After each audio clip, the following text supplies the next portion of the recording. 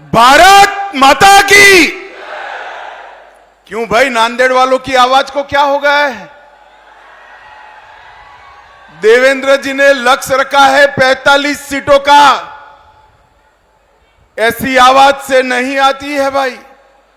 मेरे साथ दोनों हाथ उठाइए, उठाइए दोनों हाथ। 45 सीटों के विजय के संकल्प की मुट्ठी भींचिए और प्रचंड आवाज से बोलिए, भारत माता की, भारत माता की, भारत माता की। ये मीडिया वाले जरा सेट कर नीचे बैठ जाओ। बहुत टाइम के बाद मैं नांदेड़ आया हूं भाई, जरा सेट कर बैठ जाओ भैया प्लीज। अरे बैठ भी जाओ यार।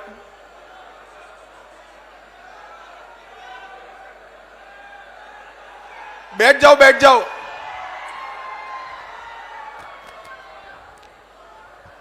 मंच पर उपस्थित महाराष्ट्र के दिग्गज नेता, जिन्होंने अपने मुख्यमंत्रित्व के काल में महाराष्ट्र को देश में एक नंबर पर लाने के लिए बहुत बड़ा प्रयास किया, ऐसे हमारे नेता श्री देवेंद्र फडणवीस जी, महाराष्ट्र भारतीय जनता पार्टी के अध्यक्ष भाई चंद्रशेखर बावनकुळे जी, श्री भगवतराव कराड़ जी, आज जिनके निमंत्रण पर मैं आया हूं, ऐसे प्रताप राव पाटिल चिखलीकर जी, श्री सुधाकर राव श्रृंगारे जी, अतुल सावे जी, गिरीश महाजन जी, हमारे पूर्व मुख्यमंत्री उत्तराखंड तीरथ सिंह रावत जी, विधान परिषद के सदस्य प्रवीण देरेकर जी, उपस्थित सभी आमदार खासदार महोदय, और आज नांदेड़ की इस विशाल जनसभा में मोदी जी के समर्थन के लिए आए हुए प्यारे भाइयों, बहनों, माताओं और मेरे जिगर के टुकड़े जैसे युवा मित्रों, सबसे पहले मेरे साथ शिवाजी महाराज के नाम का जयकारा लगाएंगे। बोलिए मेरे साथ, जय जय जय जय जय भवानी, जय जय जय जय जय शिवाजी। मित्रों, आज जब मैं नांदेड़ की इस पवित्र भूमि पर आया हूं, महाराज छत्रपति महाराज शिव छत्रपति का राज्याभिषेक का 350वां वर्ष है। मैं शिव छत्रपति को मनपूर्वक प्रणाम कर मेरी बात की शुरुआत करना चाहता हूं। ये नांदेड़ की भूमि सचखंड साहेब हजूर साहब की भूमि है। ये भूमि को दसम पिता गुरु गोविंद सिंह जी ने मन खोलकर आशीर्वाद दिया है, और यही भूमि से परदेशी ताकतों के खिलाफ अपने जीवन के अंतिम सांस तक लड़ाई न छोड़ने का संदेश गुरु गोविंद सिंह जी ने दिया है। मैं उनकी पुण्य स्मृति को प्रणाम कर मेरी बात की शुरुआत करना चाहता हूं। मित्रों, आज जब मैं नांदेड़ में मराठावाड़ा में आया हूं, तब ये मराठावाड़ा का प्रांत हैदराबाद प्रांत का हिस्सा था। देश तो 15 अगस्त 1947 को आजाद हो गया, मगर नांदेड़ और पूरे मराठावाड़ में, बीदर में, हैदराबाद में देश को आजादी नहीं मिली। वहां के जुल्मी शासक ने ढेर सारे यातनाएं की। स्वामी रामानंद तीर्थ के नेतृत्व में इसके खिलाफ आंदोलन हुआ और भारत के लौह पुरुष सरदार वल्लभ भाई पटेल ने पुलिस एक्शन लेकर 17 सितंबर 48 को हमारे इस मराठा वाड़ को आजाद करने का काम किया था। आज मैं सरदार पटेल जी को भी प्रणाम कर कर मेरी बात की शुरुआत करना चाहता हूं। भैया आप लोग प्लीज बैठ जाइए ना नीचे, मैं यहीं रहकर बोलने वाला हूं। प्लीज थोड़ा कम जगह हो तो भी बैठ जाइए। वो लाल शर्ट वाले भाई जरा प्लीज बैठ जाइए। मित्रों, आज भारतीय जनता पार्टी की सरकार, एनडीए की सरकार और मोदी जी के नेतृत्व वाली सरकार के 9 साल पूरे हुए हैं। मैं भारतीय जनता पार्टी की ओर से नांदेड़ और समग्र महाराष्ट्र की जनता का धन्यवाद करने आया हूं।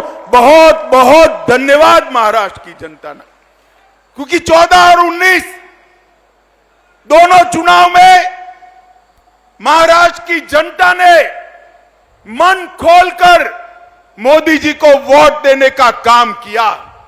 मन खोलकर यहां से खासदार भेजे और इसी का परिणाम था कि मोदी जी 2/3 बहुमत के साथ, पूर्ण बहुमत के साथ सरकार बनाए और 9 साल तक देश पर विकास क्या होता है इसका परिचय कराया। मोदी जी के 9 साल, ये 9 वर्ष भारत गौरव के 9 वर्ष। मोदी जी के 9 वर्ष भारत के विकास के उत्कर्ष के 9 वर्ष। मोदी जी के 9 वर्ष गरीब कल्याण के 9 वर्ष। मोदी जी के 9 वर्ष भारत को सुरक्षित करने के 9 वर्ष है। और मित्रों, 10 साल के सोनिया मनमोहन के शासन के बाद जब मोदी सरकार आई तब सभी क्षेत्रों में आमूलचूल परिवर्तन किया। मैं आज महाराष्ट्र की जनता को याद कराने आया हूं। याद करिए सोनिया मनमोहन सरकार, जिसमें शरद पवार साहब भी थे। ये 10 साल सबसे भ्रष्ट सरकार चली। 12 लाख करोड़ के घपले, घोटाले, भ्रष्टाचार करने वाली सरकार यूपीए की सरकार थी। और 9 साल तक प्रधानमंत्री नरेंद्र मोदी बने, एनडीए की सरकार चली। 9 साल में हमारे विरोधी भी हम पर भ्रष्टाचार का एक भी आरोप नहीं लगा सकते। हमने पारदर्शी सरकार देने का काम किया है। 9 साल के अंदर मोदी जी ने देश को सुरक्षित किया। अगले 10 साल याद करिए, आए दिन पाकिस्तान से आलिया, मालिया, जमालिया घुस जाते थे, देश में बम धमाके करते थे, आतंकवादी घटनाएं करते थे और हमारे जवानों के सर काट कर ले जाते थे। मगर मनमोहन सिंह के मुंह से दिल्ली में ऊफ नहीं निकलता। मोदी जी आए, उरी और पुलवामा किया। 10 ही दिन में सर्जिकल स्ट्राइक और एयर स्ट्राइक कर कर पाकिस्तान के घर में घुसकर आतंकवादियों का सफाया करने का काम नरेंद्र मोदी जी ने किया। ये 10 साल जो थे भारत में गरीबी बढ़ाने वाले 10 साल रहे। नरेंद्र मोदी जी के 9 साल के अंदर अभी अभी देवेंद्र जी ने बताया, ढेर सारे गरीब कल्याण के काम। देश के 80 करोड़ गरीबों के लिए हर व्यक्ति को घर मिले, हर व्यक्ति को घर में शौचालय मिले, हर व्यक्ति को घर में बिजली मिले, हर व्यक्ति को घर में पीने का पानी मिले, हर गरीब को 5 लाख तक की सारी सुविधाएं फ्री ऑफ कॉस्ट मुफ्त में मिले, गरीबों को 5 किलो अनाज प्रति माह हर व्यक्ति मुफ्त मिले और इसके साथ साथ गैस का सिलेंडर देने का काम भी मोदी जी ने किया। मैं पूछना चाहता हूं राहुल बाबा, आपने 4 पीढ़ी तक शासन किया। 4 पीढ़ी तक जवाहरलाल नेहरू जी, इंदिरा जी, राजीव गांधी, और सोनिया मनमोहन की सरकार अगर 4 पीढ़ी में आप शौचालय नहीं पहुंचा पाए, घर नहीं दे पाए, गैस नहीं दे पाए, मुफ्त अनाज नहीं दे पाए, तो आपने गरीबों के लिए क्या किया? सच अर्थ में आजादी के बाद गरीबों के कल्याण का काम केवल और केवल देश के नेता और हमारे प्रिय प्रधानमंत्री नरेंद्र मोदी जी ने किया। नरेंद्र मोदी जी ने किया। हर क्षेत्र के अंदर मोदी जी ने देश को आगे बढ़ाया है। देवेंद्र जी ने ढेर सारी बात करी है। मोदी जी ने 11 करोड़ किसानों को 6,000 रुपया प्रति साल दिया। देवेंद्र जी ने और एकनाथ शिंदे ने उसमें 6,000 रुपया और जोड़ा और देवेंद्र जी ने यहां पर जलयुक्त शिवार योजना को भी चालू करने का काम किया। भाइयों बहनों, आज मैं आपको पूछने आया हूं, इतने सालों तक कांग्रेस की सरकार थी। हमारे संविधान निर्माताओं ने एक धारा 370 में एक प्रोविजन जोड़ा था कि ये टेम्पररी है, मगर इसको हटाने की किसी की हिम्मत नहीं थी। मुझे नांदेड़ वाले बताए, धारा 370 हटनी चाहिए या नहीं हटनी चाहिए? जोर से बोले, हटनी चाहिए या नहीं हटनी चाहिए? एक कांग्रेस, एनसीपी, सपा, बसपा, ममता कोई हटाना नहीं चाहता था, वोट बैंक की लालच करते थे। नरेंद्र मोदी दूसरी बार प्रधानमंत्री बने। मोदी जी ने 5 अगस्त को कलम के एक झटके से धारा 370 को समाप्त कर कश्मीर को हमेशा के लिए भारत का हिस्सा बना दिया।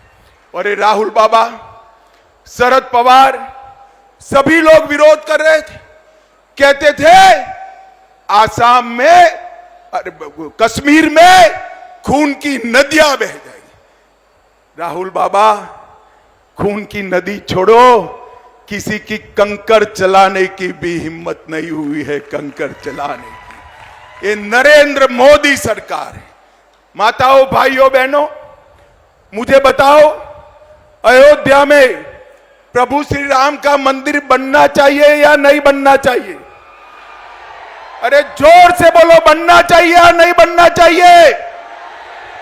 काशी विश्वनाथ कॉरिडोर बनना चाहिए या नहीं बनना चाहिए? सोमनाथ का मंदिर फिर से सोने का बनना चाहिए या नहीं बनना चाहिए? कांग्रेस के शासन में कुछ नहीं होता था। नरेंद्र मोदी जी ने बाबर ने तोड़ा हुआ वो राम मंदिर फिर से पुनः प्रस्तापित किया। ये राहुल बाबा, मैं भाजपा का अध्यक्ष था, मुझे ताने लगाते थे कि भाजपा वाले कहते हैं मंदिर बनाएंगे मगर तिथि नहीं बताते हैं। मैं आज नांदेड़ वालों को बताना चाहता हूं, नांदेड़ वालों, 2024 में वही अयोध्या की वही भूमि पर भव्य गगनचुंबी राम मंदिर बनकर तैयार हो जाए। नरेंद्र मोदी जी ने देश की संस्कृति और देश के इतिहास का सम्मान करने का काम किया है। नरेंद्र मोदी जी ने दुनिया में देश को गौरव दिलाने का काम किया है। आज देश भर में मोदी जी जहां जाते हैं वहां मोदी मोदी मोदी मोदी मोदी मोदी के नारे लगते हैं। और मित्रों, मैं आपको बताता हूं, ये मोदी मोदी के नारे युवाओं नरेंद्र मोदी जी का सम्मान नहीं है।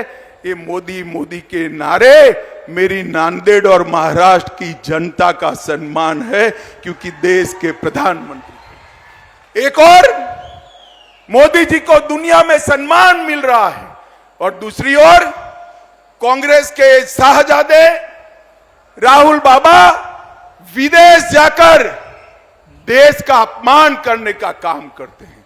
अरे राहुल बाबा, विदेश में जाकर देश की राजनीति की बात, विरोध की बात नहीं करते। ये सालों से परिपाटी है।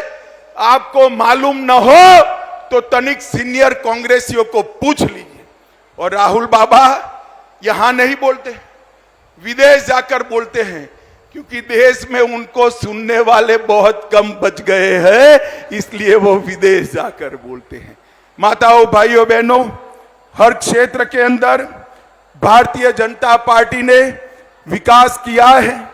और यहां पर मैं खास महाराष्ट्र में आज आया हूं। अभी अभी देवेंद्र जी और एकनाथ शिंदे की सरकार बनी, भाजपा शिवसेना की सरकार बनी, धनुष बाण भी शिवसेना को वापिस मिल गया और तय हो गया कि कौन सी शिवसेना असली है। आज मैं महाराष्ट्र की जनता को बताना आया हूं, मैं पार्टी का अध्यक्ष था, मैं और देवेंद्र जी नेगोशिएशन करने गए थे।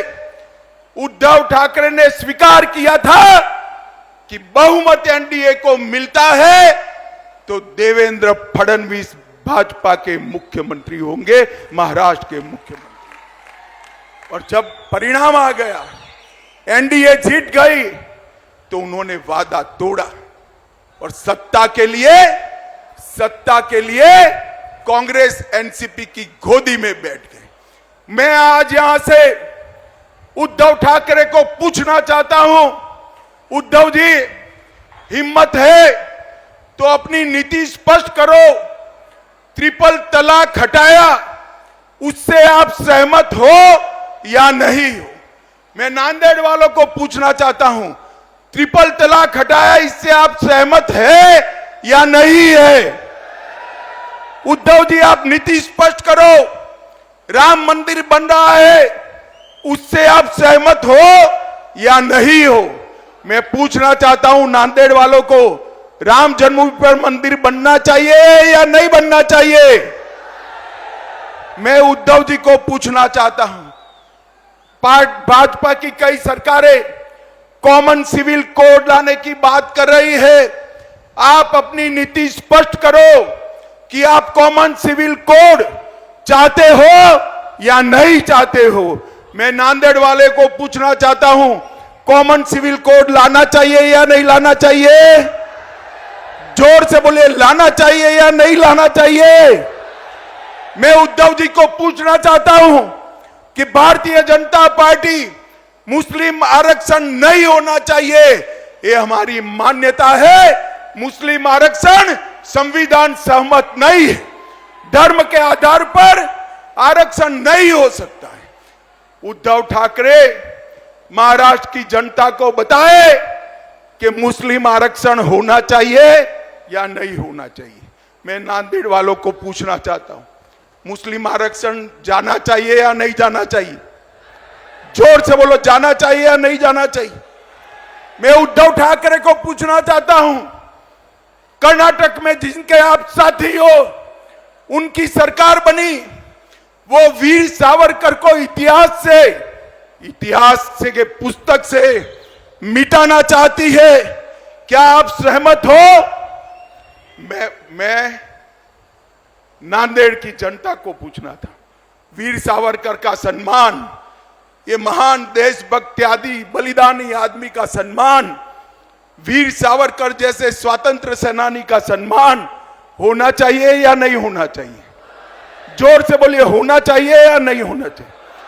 उद्धव जी, आप दो नाव में पैर नहीं रख सकते हो।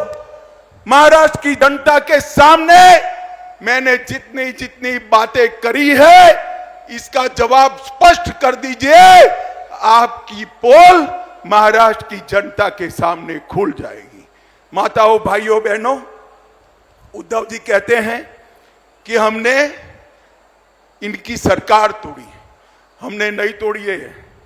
उद्धव जी, शिव सैनिक आपकी शिवसेना की नीति विरोधी बातों से तंग आकर शरद पवार जी की पार्टी से रहने के लिए तैयार नहीं था। उन लोगों ने आपकी पार्टी छोड़ी और आपकी सरकार टूटी।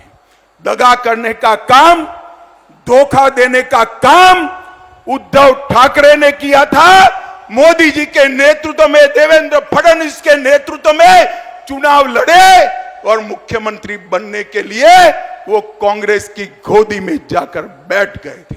माताओं, भाइयों, बहनों, ये 24 का जो चुनाव आना है, ये चुनाव जो आएगा, इसमें आपने फैसला करना है किस देश का प्रधानमंत्री कौन बने, मोदी जी बने या राहुल गांधी बने। जोर से बोले कौन बने, और जोर से बोलो कौन बने, और जोर से बोलो कौन बने। उद्धव जी, आवाज सुनाई पड़ती है तो सुन लीजिए। आप वहां रहकर औरंगाबाद का नाम बदलने का समर्थन नहीं कर सकते, उस्मानाबाद का नाम बदलने का समर्थन नहीं कर सकते, और अहमदनगर का नाम बदलने का भी समर्थन नहीं कर सकते हो। आपने महाराष्ट्र की जनता के सामने आपका स्टैंड स्पष्ट कर देना चाहिए। माताओं, भाइयों, बहनों, मोदी जी ने शिक्षा के क्षेत्र में 7 नए ITI खोले, 7 नए IIM खोले, 15 नए एम्स खोले, और 390 यूनिवर्सिटी और 700 मेडिकल कॉलेज खोलने का काम भारतीय जनता पार्टी की नरेंद्र मोदी सरकार ने। एक और 65 साल का काम, और एक और मोदी जी के 9 साल का काम। पिछले 9 वर्षों में नेशनल हाईवे में 54,000 किलोमीटर जोड़ने का काम मोदी जी ने किया था। मनमोहन सिंह जी 5 शहरों में मेट्रो छोड़कर गए थे, आज 20 शहरों में हो गई। 17 नई वंदे भारत ट्रेन शुरू हो चुकी है। यहां नांदेड़ साहब है, प्रताप राव ने कहा है वंदे भारत शुरू करना, मैं जाकर जरूर रेल मंत्री से बात करूंगा। 74 नए हवाई अड्डे खोलने का काम मोदी जी ने किया है। 11 करोड़ किसानों को किसान सम्मान निधि, जल जीवन मिशन 1.5 करोड़ घरों में पहुंच चुका है। लगभग 60 करोड़ लोगों को आयुष्मान भारत योजना, लगभग 11 करोड़ शौचालय, 60 करोड़ लोगों को मुफ्त अन्न, और देश में 13 करोड़ लोगों को नए गैस के सिलेंडर देने का काम भारतीय जनता पार्टी की सरकार ने किया है। माताओं, भाइयों, बहनों, स्टार्टअप की बात हो, अंतरिक्ष के लिए नई नीति बनाने की बात हो, व्यापार बढ़ाना हो, दुनिया में से उद्योग यहां लाना हो, नौकरियों के मौके बढ़ाने हो, हर क्षेत्र में मोदी जी ने जो कांग्रेस 4 पीढ़ी में नहीं कर पाई, वो नरेंद्र मोदी जी ने किया है। और सबसे बड़ा काम किया है, मोदी जी ने हमारे भारत को दुनिया में सम्मान दिलाने का काम किया है। सम्मान, दुनिया भर के राष्ट्राध्यक्ष कोई मोदी को बॉस कहता है, कोई पैर छूता है, कोई ऑटोग्राफ मांगता है, कोई उनका समय मांगता है। ये सम्मान भारत को मोदी जी ने दिलाया है। भारत का परचम समग्र दुनिया में लहराने का काम नरेंद्र मोदी जी ने किया है। और अंत में मैं एक बात कहना चाहता हूं, भाइयों बहनों, बताओ, ये हजारों की संख्या में बैठे हुए लोग, 50,000 से ज्यादा जनमेदनी है, मुझे बताओ, सबका कोविड का टीका, कोविड का वैक्सीन का दोनों डोज हो गया है या नहीं हो गया है? हाथ ऊपर करिए, हो गया है या नहीं हो गया है? एक पैसा देना पड़ा है क्या? एक पैसा देना पड़ा है? मोदी जी ने कॉफी पिलाकर सबको वैक्सीन दे दिया। और दूसरी ओर उद्धव जी ऑफिस भी नहीं जाते थे, और राहुल बाबा कहते थे तो मोदी वैक्सीन है, मत लो। जब देखा कि सब लेने लगे तो रात के अंधेरे में जाकर खुद उन्होंने टीका लगा दिया। मोदी जी ने 230 करोड़ वैक्सीन के डोज देकर भारत की जनता को कोविड से सुरक्षित करने का काम देश के प्रधानमंत्री नरेंद्र मोदी जी ने किया है। भाइयों बहनों, मुझे बताओ, 24 के चुनाव को 1 साल बचा है, आप क्या चाहते हैं? मोदी जी की सरकार फिर से चाहते हैं क्या?